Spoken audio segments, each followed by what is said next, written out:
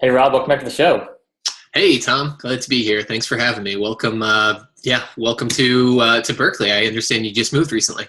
Yeah, absolutely, man. It's great to be here and stoked to have you back on the show, man. So, Cool.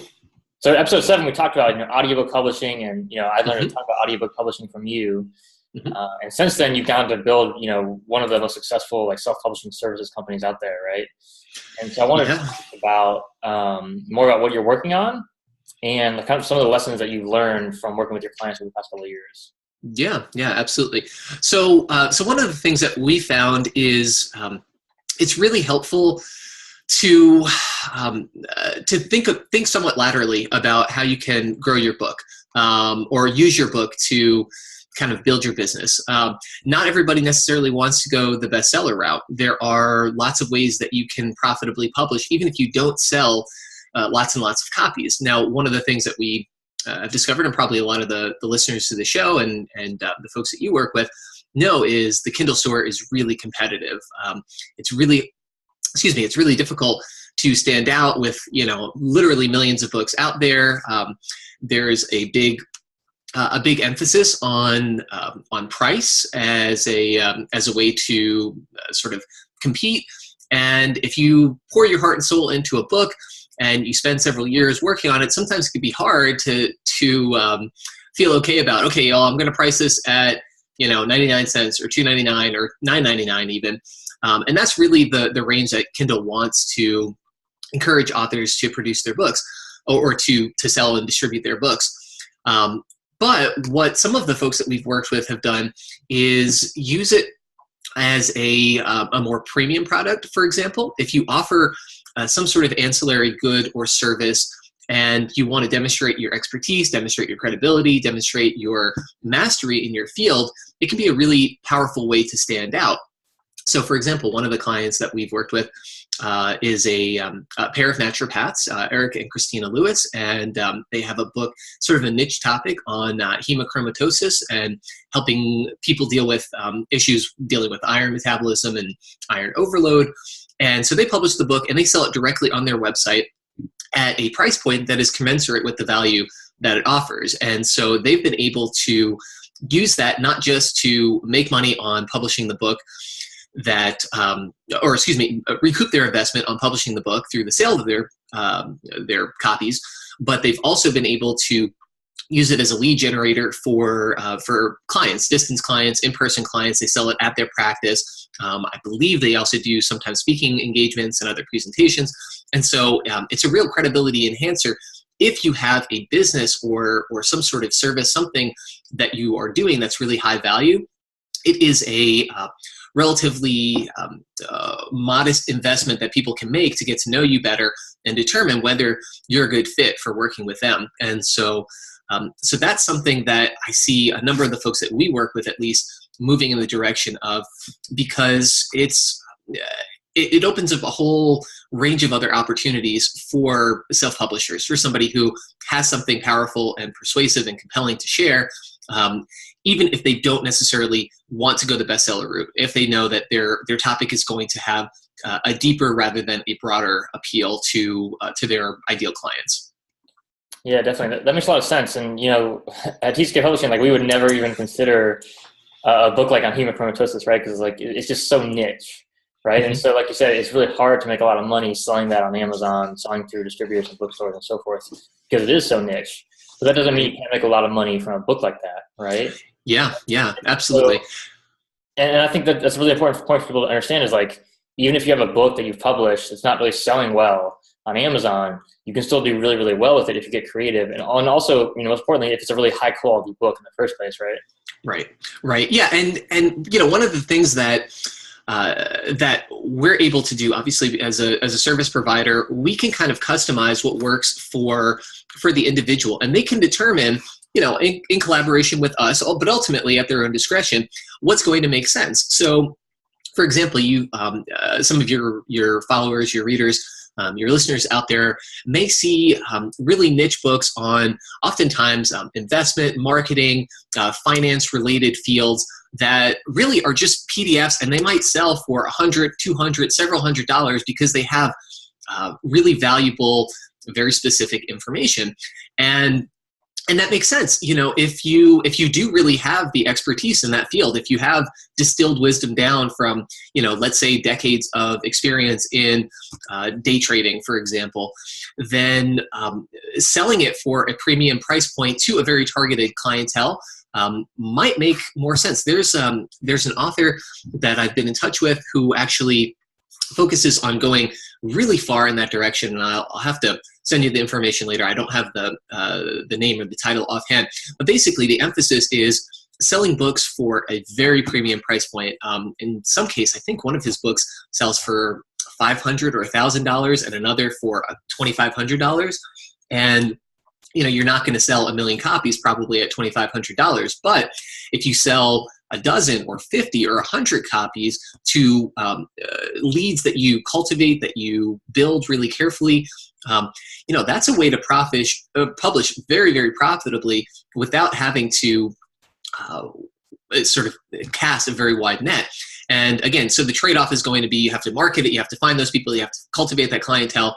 But the gist of all of this, or the reason I mention all of this is, like you said, there's the conventional publishing route, the traditional publishing route, where you can actually try and sell on Amazon and sell lots of copies and have that bestseller, go for that bestseller status. But if you realize that, hey, my area of expertise is kind of niche, is kind of very specific, then maybe it makes sense to go some of these other routes, not try and compete on Amazon based on price, not try and sell 1 million copies at $2.99 or $7.99 or whatever it is, but instead sell a few hundred copies at $20 or $40 or $50 or $100. So yeah, I mention all of this again just to emphasize there are multiple opportunities, and I would encourage people to think laterally, think broadly about how they want to position themselves in the market. There isn't just one single path that every author has to go down in order to find success. Yeah, I totally agree. And that's why I think market research is such an important step in the process, because you really have to understand your market, right? So charging $1,000 for a romance novel is clearly not going to work, right? Yeah, it's going to be a really hard sell when people are accustomed, the ideal clientele is accustomed to spending 99 cents, $2.99, $9.99, something like that. But yeah, like for example, market research, somebody who is accustomed to having insider publications, maybe it's a periodical that's published once a year, every 6 months, or a newsletter or something that people pay big money to be a part of. Maybe that sort of clientele is much more willing to part with $100 or several $100 on a book that's dedicated to that topic. Yeah, definitely. And I know, you can use your book as well for like lead generation and for like actually cultivating hiring clients as well. So can you share with us, how your clients are using that? Yeah, absolutely. So one of the clients that we've worked with is Jay Campbell. We've helped him publish the Testosterone Replacement Therapy Manual, and then recently the Metabolic Blowtorch Diet. He is really a thought leader in the health, fitness, hormonal optimization, anti-aging arena. And so he published the TRT Manual, and it's available on Amazon. He has sort of a mixed strategy, so he makes it available at a relatively premium price point for Amazon. I think $9.99 and $16.99 for the paperback, something like that. But he also makes the book available as a free plus shipping offer. So if somebody wants to actually purchase the book from him, or obtain a copy of the book, they can send him whatever the shipping cost is, $7 or $10 or something, and he'll send a physical copy from his warehouse out to them, and they, in exchange, he'll get their contact information, their email list. He has a really strong and vibrant email list, and he has a number of ancillary products and services that he markets that are particularly high value. So one of them is his coaching. He'll do distance coaching. He and his co-author will offer some of that. But he also partners with a nationwide distance medical practice, concierge medical practice, that will allow people to actually have in-home administered blood tests to determine their hormone levels, and then consultations with doctors. So if you are not in a place where there is an easily accessible hormone optimization clinic, hormone therapy clinic, you can actually have some of these, highly trained doctors come out and speak with you personally, and then you'll have the blood test administered, and then you do a distance consultation typically. So he partners with some of those, a provider of some of those services. He also has a supplement company, Optimized Life Nutrition, I think something like that, which is doing very well. He also has a podcast and a YouTube channel, a number of different social media platforms. So overall, when I asked him if he was willing to, kind of distill that information and share some metrics, he said he would estimate that by publishing this book, he has earned more than $100,000 in additional yearly sales for his overall business, just building his brand, building up his email list. When the Metabolic Blowtorch Diet was released recently, within, I want to say 4 days, 72 hours, somewhere around there, he had almost 200 reviews, most of them 5-star, really active, engaged audience. And he was selling it at the premium price point. I think it was $9.99 for the digital edition rather than 99 cents, which a lot of authors do, for good reason. But, Jay has a background in marketing. He's a real estate agent and a coach and a fitness model. He's done lots and lots of things. He's a very talented and capable guy. So I don't want to leave the impression that anybody, the next person who publishes a book, will necessarily be able to reproduce all of that.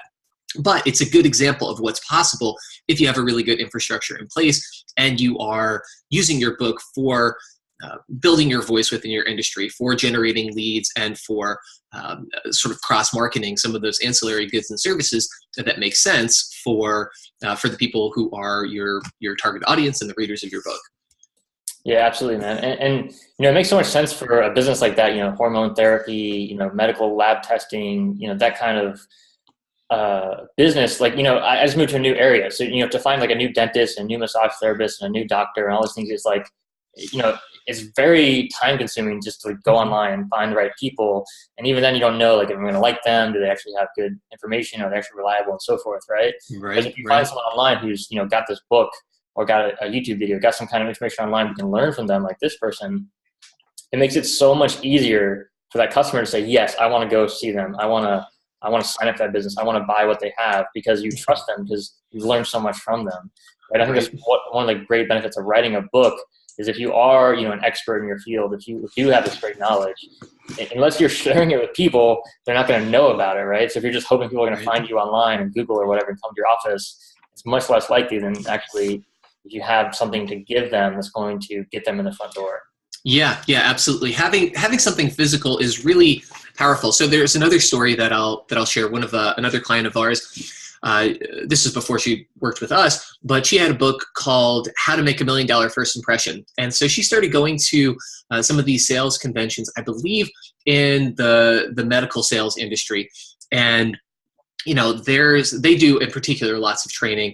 And so she was invited to speak, and she had a handful of copies of her book. And there were people literally coming up after her, putting $20 in her hand, asking for a copy of her book. And so she was able to build a fairly consistent and regular set of opportunities for speaking to these sorts of folks. Obviously, she was also selling the copies of her book, so earning whatever margin she did on each copy sold. But yeah, having a physical book in hand is really it helps people look at you differently. There are, in many ways, few technical barriers, few limitations that we have now in, the age of digital publishing, print on demand publishing, all of these options that are out there. But the reality is, unless you're in specific industries, such as ours or, certain other ones, the likelihood that someone is actually a published author is probably quite low. So the market is really, really open. If you're actually able to say, hey, here is a copy of my book, take it, let's talk, read at your leisure, circle back with me in a week or a month, let's have a conversation, I'd love to talk more, that is, well, it's very powerful. And it allows people to understand where you're coming from, to have almost a soft sell to them, because you don't you don't have a high pressure sale. You're not looking at them over the table and saying, hey, I need you to purchase this right away. They can take their time. They can read it. It's in their own voice. It's in their head. They can decide on their own terms how to contact you, when to contact you. And in many cases, they're pre-sold. They know what they want. They know what you're about. And it makes sales that much easier. One other story I'll share, an audiobook that we did for a client was Alex, his name is Alex Goldstein, and it's called Publish to Sell, Long-Term Profit from Short-Term Effort, I think is the subtitle. Anyway, he tells the story of the first book that he put together was on seller financing a home. This was after the housing market crash. He knew a little bit. He was a real estate agent. And so he put this book together, distributed it for a little while, and then kind of forgot about it. But something interesting happened, and that was people would reach out to him a week, month, a couple of months later and say, hey, Alex, I read your book. I'm ready to do business. He's, what book? What are you talking about? And they remind, he's like, oh yeah, that book. And when all was said and done, he said he made $70,000 by accident, really, by just publishing this book that he had kind of set it and forget it, not really done too much about, but there was a good market for it. There was interest in it. And those folks who reached back out to him, they were highly motivated. They were sold on him specifically. They didn't typically have a lot of price resistance. They accepted his trust, or excuse me, his credibility. They trusted his advice. They wanted to do what he said. And he said these were some of the best clients that one could hope for. And so, that's another way that you can use a book potentially to grow your business, build your brand, establish your credibility and authority, and develop relationships with people whose goods and services you offer that might benefit their lives. Yeah, definitely. That's such a great example of how you never even know what the opportunities will come from having your book published and putting it out there, right? So if you've got knowledge that you to share with the world, imagine all the people you're not serving by not publishing the book and not getting it done, right? Yeah, no, absolutely. And it's funny. One of the things that he mentions very briefly, he's like, I was almost mad that this thing that I had almost forgotten about was doing so much better than all these other efforts that I put so much time and energy in, some direct marketing and cold calling and all these other avenues that he was trying. And so, it highlights, like you said, you never know what's going to happen. And in many cases, casting sort of a wide net, trying different things, seeing what happens, experimenting around, and being open to that sort of market feedback and that experiential feedback can be really, really powerful, and might lead you to some novel insights that you would not otherwise have come up with on your own. Yeah, definitely. And one of the things that I've realized about writing a book, now having written 27, it's like, congrats, man, that's amazing. Say that, right? Yeah, I want to say too. I just recently finished my second book, and it's fairly short. It is a process, and congrats, man. To all of the authors out there, to you in particular, Tom, and anybody else. It is quite a feat. So kudos, and all my heart and love for people who really pour their time and energy to creating something that's valuable for others. It's a great thing. Yeah, thank you, man. I appreciate that. And so one of the lessons I've learned is that it's never a waste of time to write a book and publish it. Even if I've got some books that they don't there's only 2 or 3 or 4 copies a month to sell. It makes almost no money. Right. But going through that process, right? Going through that process of doing the research, writing the book, clarifying your thoughts, clarifying your ideas, putting it out there in the world. Mm-hmm. It makes a huge impact on your life, even if you don't make money from it. Just yep. That process of going through the writing the book will help you become so much wiser and smarter in what you're doing. And then, like you said, there's all these other opportunities that can come up along the way as well, right? And you never know where that's going to lead. And so I think anyone who's got this idea, I want to write a book, I want to get it published, don't ignore that voice, because I ignored that for years because I didn't know what I was doing. I didn't know how to get a book published, right? And so just imagine, the impact that's going to make a year from now, 5 years from now, 10 years from now by getting your work done and putting it out there. Yeah. Oh, for sure. So there are a couple of things that came to mind for that. One is, you definitely don't know where things are going to go. I had another conversation recently with someone who ended up being one of my marketing folks, and I was sharing with him that when I first partnered with my company co-founder, Matt Stone, I found his website. I sent an email out and I was like, hey, I just want to let you know I like your stuff. I'll be following and, appreciate what you're up to. And a relationship formed based on that. So, and then a relationship and then a company and, all these different directions and opportunities that opened up. So that's really cool. The second thing that I wanted to mention is what you pointed out, that doing the research, getting clear with yourself, figuring out what it is that your own thought process is like, that's really powerful. And that's especially powerful, I would say, for business owners, business professionals who are thinking about writing a book, because certainly I can relate to this.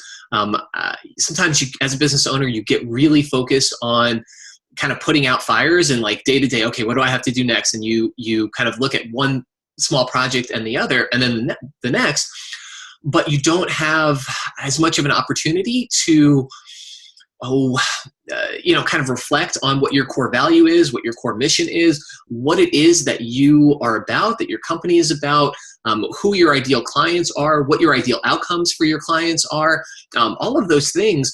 If you actually put pen to paper or finger to keypad and start trying to figure that out, it can be really powerful. It can kind of shift your direction. You might realize, wow, I've been spending a lot of time on this subset of my clientele who maybe I'm not as able to serve as much. Like maybe this other subset that I have taken care of or worked with to some extent, maybe I should put more time and energy in courting those clients. Maybe we should figure out that's, or maybe in reflection, I figured out that that's really more of the direction that I want to go in.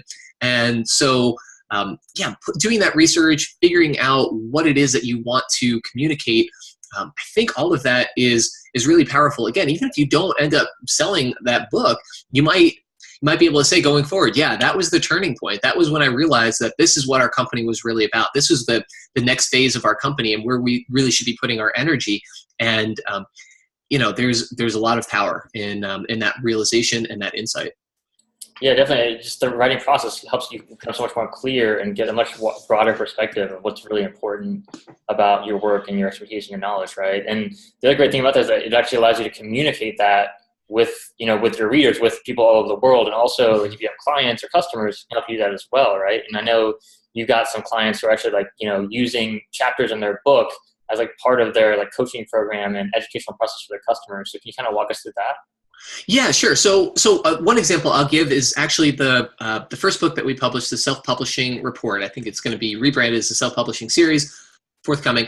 But it's a reproduction, slight change of what is available on our website, and we put it together because we have a lot of clients, a lot of inquiries come in, people who want to know about self-publishing, want to figure out whether we might be a good fit to help with them, and we realized we were answering a lot of the same questions time and again. There was a lot of blueprint that we were kind of retreading, the same information that we were going back and forth over. And so we thought, well, let's consolidate this. Let's make it really easy. Let's put it in a single place so that whenever we do get on the phone with a client, whenever we do actually spend time chatting with somebody, we have a shared base of knowledge. We have a shared set of terminology. We all know what digital formatting is and print-on-demand publishing is, and we have a basic familiarity with the types of editing that are available.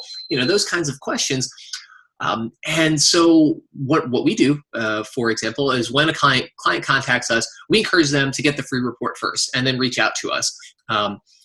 But I've also heard of other clients, for example, working in industries like the financial planning industry, where they might assign a chapter as a homework assignment. Like, okay, hey, let's start working together. Here's a copy of my book, and I want you to check out chapters 3 and 4 before we meet next, and then draw up a list of 5 questions that we can go over, and we can start charting out the path that makes most sense for you. And being able to do that allows you to, one, save a lot of time because you're not having to recapitulate that information time and again with your clients in real time. So you can maximize the value of that face time. But two, it also cements in their mind their image of you as an authority, because, hey, you have a book about this. You literally wrote the book on this topic. And that is, that's powerful. And somebody gets to you and they say, oh, actually, Joe Smith, my accountant or financial advisor, well, I knew he was pretty good, but boy, like he has a whole book's worth of information. Like he knows his stuff. He knows at least that much. And I'm going to pay attention to him. And you want that as a business professional, as a service provider. You want people who are good students, who are inquisitive, and who want to take your advice, who want to trust your insight. And obviously, hopefully, you've been honing your craft and you have really good insight to offer. And you can demonstrate that in writing your book and make that intake process a lot smoother, a lot faster, and a more effective for the purposes of your collaboration. Yeah, I totally agree with that. And the other great thing I think that does too is it helps like answer the really common questions that your customers have that they might be too embarrassed to ask you, right? Because I remember like when I was starting out in business, seeing an accountant and seeing an attorney asking, being really afraid to ask questions like, when do I pay my taxes? How do I file my taxes? Like, how do I structure a business? What's an LLC? Like, just basic questions that like I felt like I should know by then, but I was just like too embarrassed to ask, right? And so I think if you have like this list of like all the common questions you're getting from your customers, those are the ones they're most commonly asked. They're most important questions. You give that to them in the book, and then when they come to meet you in person, they have that foundation of the knowledge, and so you're building on that foundation. So you're saving yourself a ton of time. You're adding so much more value to your clients as well. Yeah, no, I think that's a really great point. There's something really satisfying about being able to read through all of that and feel like you're at least competent to have that conversation. For some people, they might feel a little shy or a little bashful, like, hey, I'm just starting out. I don't know, what's an estimated tax payment, or what's an LLC, all those kinds of things.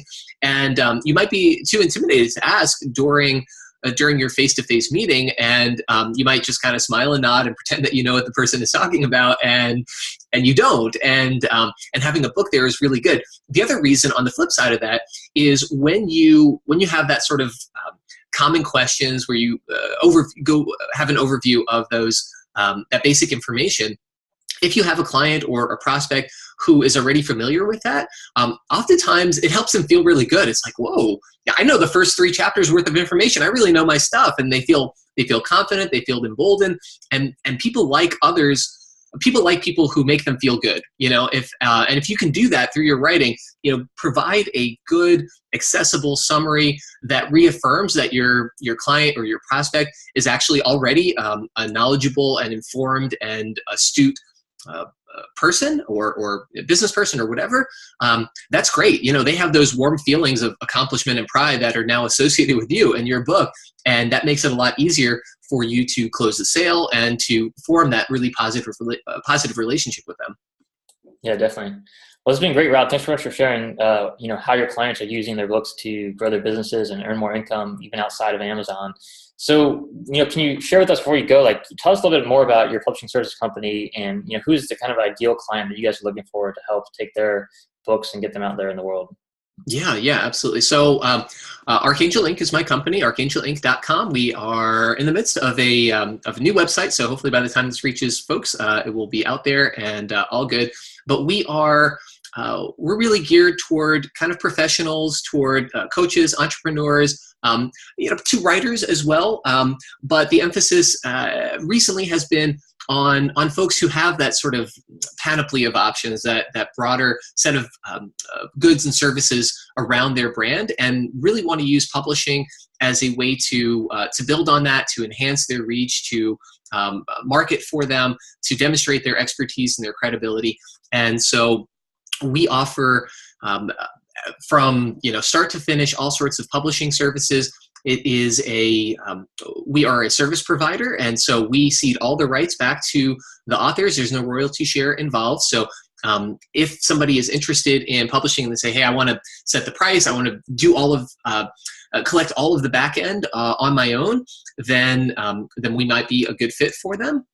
And we are, we're really keen and able to help really in any aspect of publishing, including filling in the gaps. So let's say you're really good at publishing, you know how to format, and you have a good editor already, or you're a great self-editor, but you need some help with audio production or with cover design, or maybe some marketing assistance or something like that.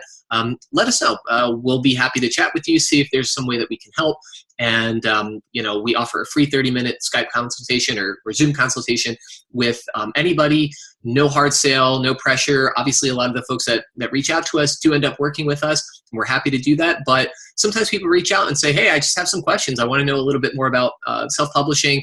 I want to have some more resources. I want to ask some questions in real time. And we're happy to do that too. We want to make it easy for people who are looking to build their presence, build their authorship business, build their publishing business, and to move forward with a degree of confidence and assurance that they're making decisions that make sense for them. Yeah, absolutely, man. And that's, one of the reasons why I've worked with you guys so many times on different audiobook projects and other projects is because like you're so freaking reliable. Like the publishing business, if you're going to publish a book in any format, it's very labor intensive, right? It's very time intensive. And so working with contractors and narrators and editors and proofreaders and stuff, it can be very frustrating when someone goes on vacation for a month or says, oh hey, my schedule's too busy now, I can't accommodate, right? And so one of the things I love about you guys is you have this guarantee of like it's going to be done in 30 days or 60 days, 90 days or whatever, depending on the project, and you guys have always delivered for us. And so I just really appreciate that. And I just wanted to mention that because it's one of the hardest things about this business is finding people who can do the work really professionally, but also really reliably and on time. And so that's one of the things that I really appreciate about working with Archangel Inc. And just, kudos to you, man, for building a team of people who can actually deliver on time again and again and again, a really top quality work. Yeah, well, I appreciate that, Tom. That's awesome. I'm so happy for your success. You've been doing amazing things. You have a ton of great authors publishing great material, and it's always a pleasure to receive any audiobook or any project that we can help with. We're always glad to do it. We definitely pride ourselves on being honest and fair and following through on our word. If there's some way that we can help, we definitely want to. So, your praise means a lot, and I really appreciate that. Awesome. Well, thank you, Rob. Thanks for sharing all your wisdom with us today. I really appreciate it. Yeah, thanks, Tom. Appreciate it. Have a good rest of your day. Thank you.